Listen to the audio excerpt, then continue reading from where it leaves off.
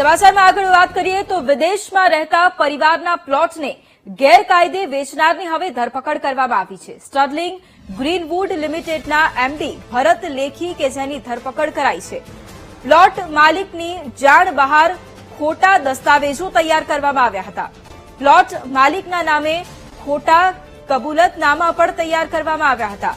પટાવાળાને treasurer બનાવીને ખોટી રીતે જમીન ટ્રાન્સફર કરી હતી।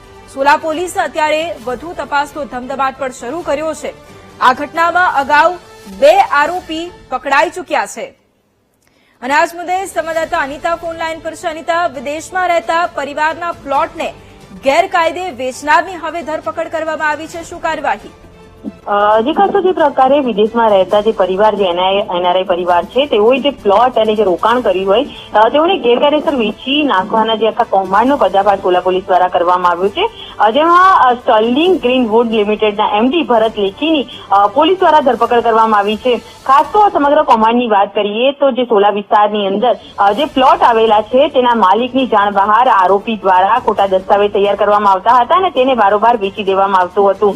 એટલું જ નહીં, એનઆરઆઈ પરિવાર પોતે વિદેશમાં હોય ને તેમના નામથી ખોટા ડિક્લેરેશન તૈયાર કરતા હતા, એનઓસી મેળવતા હતા અને જેને લઈને ત્યારબાદ તેઓ પોતે દસ્તાવેજ પણ તૈયાર કરી દેતા હતા।